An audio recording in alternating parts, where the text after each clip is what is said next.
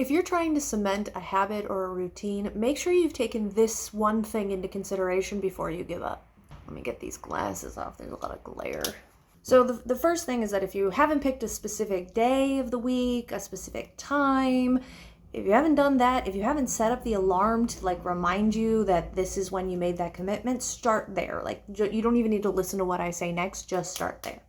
If you are doing that, if you have a time, a day, an alarm, and it's still not working, consider that you just picked the wrong time. Like, if the advice is you should read first thing when you wake up, but you just keep not reading first thing when you wake up, that's not how you work, my friend. It's just you're working against who you are. You're working too much against who you are. And it probably would take more effort to adjust your current life than it would to move this thing to a different time. So you just keep skipping reading in the morning? Put it at night. You just keep skipping putting at night? Put it at lunch.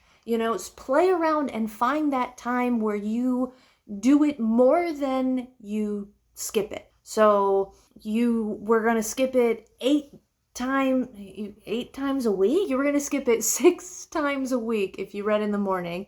You skip it 3 times a week when you read at night, and you don't skip it at all when you read at lunch. Well, then we have our answer. Even if it's you skip it 6 times in the day, 5 times at night, 4 times at lunch, you still have your answer. So work with what you're going to get the best result out of instead of what you think is the right way to handle the habit. If you are not succeeding in setting a habit, in setting a routine, consider that you're making it too hard on yourself and you need to adjust the placement of the habit, the placement of the routine, and that will lead to a higher success rate.